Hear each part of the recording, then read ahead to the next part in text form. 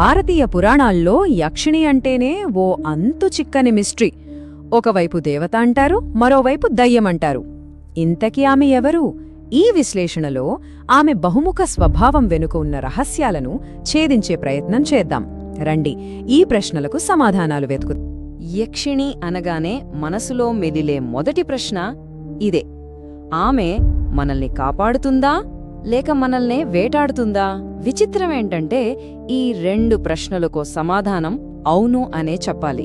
అసలు ఒకే వ్యక్తిలో ఎన్ని విరుద్ధమైన గుణాలెలా ఉంటాయి? అదేంటో చూద్దాం. ఈ విశ్లేషణలో మనం ఏం చూడబోతున్నామంటే యక్షిణి యొక్క రెండు ముఖాలు, ఆమె మూలాలు, ఆమెను ఆవాహన చేసే పద్ధతులు, జానపద కథల్లో ఆమె భయంకర రూపం, ఈ రోజుల్లో ఆమెను ఎలా చూస్తున్నారో, ఇంకా చివరగా ఆమె అసలు దేనికి ప్రతీకో తెలుసుకుందాం. సరే, మొదటి విభాగానికి వచ్చేద్దాం. యక్షిణి యొక్క రెండు ముఖాలు. అసలు ఈ పౌరాణిక ఆత్మలోని ఈ వైరుధ్యాన్ని అర్థం చేసుకునే ప్రయత్నం చేద్దాం. చూడండి, యక్షిణికి రెండు పూర్తి భిన్నమైన రూపాలున్నాయన్నమాట. ఒకవైపు ఆమె ప్రకృతిని, సంపదని కాపాడే ఒక మంచి దేవత. మరోవైపు చూస్తే మాత్రం మనుషుల్ని వెంటాడి పీడించే ఒక భయంకరమైన దుష్టశక్తి. మన జానపద కథల్లో ఈ రెండు క్యారెక్టర్లు చాలా క్లియర్గా కనిపిస్తాయి. అయితే అసలు ఈ యక్షిణి ఎవరు? టెక్నికల్గా చెప్పాలంటే ఆమె దేవత కాదు, రాక్షసి కూడా కాదు. హిందూ, బౌద్ధ, జైన పురాణాల ప్రకారం ఆమె ఒక ప్రకృతి ఆత్మ. అంటే పవిత్రమైన అడవులకు, చెట్లకు కాపలాదారు అన్నమాట. సరే, రెండో విభాగానికి వెళ్దాం. ప్రాచీన వనాల సంరక్షకులు. ఇప్పుడు యక్షిణి యొక్క మంచి వైపు, ఆమె దయగల మూలాల గురించి కొంచెం డీప్గా చూద్దాం. ఆమె మంచి రూపంలో ఉన్నప్పుడు పవిత్రమైన అశోక వృక్షంతో ఆమెకు సంబంధం ఉంటుంది. సంతానానికి చిహ్నంగా ఆమెను పూజిస్తారు. అంతేకాదు, సంపదకు దేవుడైన కుబేరుడికి సేవకురాలిగా కూడా ఉంటుంది. అందుకే చాలా పురాతన బౌద్ధ, హిందూ దేవాలయాల్లో ద్వారపాలకులుగా యక్షిణి శిల్పాలు కనిపిస్తాయి.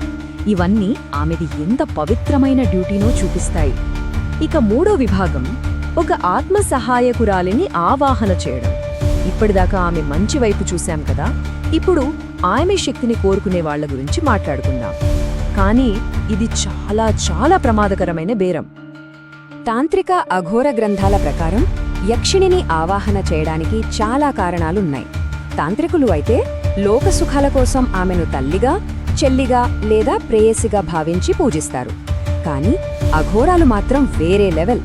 వాళ్లు కర్మబంధాల నుండి తప్పించుకోవడానికి ఆమెను తల్లిగా స్వీకరించి జ్ఞానాన్ని సంపాదిస్తారు. మరి ఈ ఆవాహన ఎలా చేస్తారు? వినడానికి సింపుల్గానే ఉంటుంది. ఏదైనా ఏకాంత ప్రదేశం, నది ఒడ్డు లాంటిది, అక్కడొక పవిత్ర యంత్రాన్ని గీసి భయం లేకుండా మంత్రాన్ని జపించాలి. కాని అసలైన కథ మొదలయ్యేది అర్ధరాత్రి. ఆమె ప్రత్యక్షమైనప్పుడు ఆ డీల్ చాలా భయంకరంగా మారుతుంది. ఈ ఆచారాలు ఎంత డేంజరో చెప్పడానికి ఈ కొటేషన్ చూడండి, అఘోర గ్రంథం నుంచి. మీరు మీ శత్రువులపై వటయక్షిణిని పంపితే, ఒకవేళ ఆమె ఫెయిల్ అయితే మీ ప్రాణాలకే ముప్పు.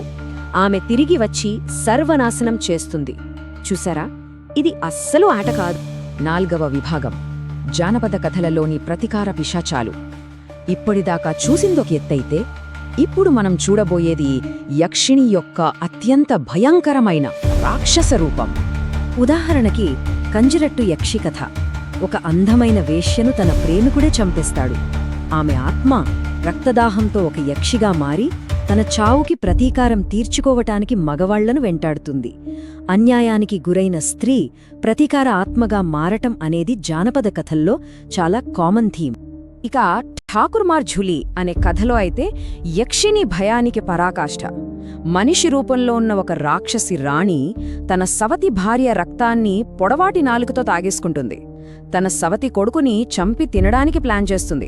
చివరకు కోపంతో కన్న కొడుకునే తినేస్తుంది. అంటే మాతృత్వానికే ఒక వికృతమైన భయంకరమైన రూపమిది.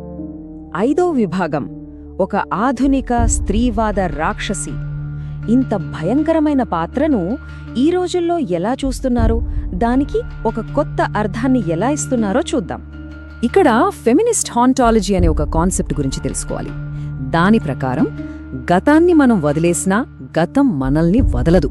ముఖ్యంగా మహిళలపై జరిగిన అన్యాయాలు, హింస వర్తమానంలో కూడా ఏదో ఒక రూపంలో వెంటాడుతూనే ఉంటాయి, న్యాయం కోసం డిమాండ్ చేస్తూనే ఉంటాయి. యక్షిణి యొక్క ఆధునిక రూపానికి ఇదే ఆధారం. ఈ రోజుల్లో రాస్తున్న కథల్లో యక్షిణీ కోపాన్ని ఊరికే వచ్చిన కోపంగా చూపించట్లేదు. అది పితృస్వామ్య వ్యవస్థ మీద, హింస మీద, ఆడవాళ్ల మీద సమాజం పెట్టిన కట్టుబాట్ల మీద ఒక శక్తివంతమైన తిరుగుబాటుగా చూపిస్తున్నారు. ఉదాహరణకి యక్షిణి అనే నవలలో మీనాక్షి అనే అమ్మాయి కథ. తనని ఒక యక్షిణి ఆవహిస్తుంది. వయసొచ్చాక ఆ శక్తులు బయటపడతాయి. ఆ యక్షిణి ఆత్మ మీనాక్షిని కాపాడే ఒక వైలెంట్ ప్రొటెక్టర్గా మారుతుంది. తనని ఎవరైనా కంట్రోల్ చేయాలని చూసినా, హాని చేయాలని చూసినా వాళ్ల మీద తిరగబడుతుంది. అంటే ఇక్కడ ఆమె స్త్రీల కోపానికి ఒక సింబల్ అన్నమాట. ఇక చివరి విభాగం ఆమె ప్రాతినిధ్యం వహించే శక్తి. ఇన్ని రూపాలు, ఇన్ని కథలు విన్నాక అసలు యక్షిణి దేనికి ప్రతీక? చూశారుగా, యక్షిణి ఒకేసారి ప్రకృతిని కాపాడే దేవత, శక్తి కోసం ఆవాహన చేసే ప్రమాదకరమైన ఆత్మ, అన్యాయం వల్ల పుట్టిన ప్రతీకార పిశాచి, ఇంకా స్త్రీల కోపానికి, స్వేచ్ఛకు ఒక ఆధునిక ప్రతీక. ఈ అన్ని రూపాలు ఆమె ఎంత సంక్లిష్టమైన పాత్రో, కాలంతో పాటు ఎంతగా మారిందో మనకు చెప్తున్నాయి. చివరిగా ఒక్క మాట, యక్షిణి ఒక అద్దం లాంటిది. ఆమెలో మనం స్త్రీ శక్తిలో దేన్ని పూజిస్తామో, దేన్ని కోరుకుంటామో, దేనికి భయపడతామో అన్నీ కనిపిస్తాయి. మరి మనం చెప్పుకునే యక్షిణి కథ మన గురించి, మన సమాజం గురించి ఏం చెబుతోంది? ఇది మనం ఆలోచించాల్సిన విషయం. ఈ వీడియో నచ్చితే తప్పకుండా లైక్ చేయండి, షేర్ చేయండి మరియు మా ఛానల్కి సబ్స్క్రైబ్ అవ్వండి. ఇంకా ఇలాంటి హారర్, థ్రిల్లర్, మిస్టరీ స్టోరీలు కావాలంటే మా ఛానల్ని సపోర్ట్ చేయండి. Thank you. మళ్ళీ కలుద్దాం నెక్స్ట్ వీడియోలో.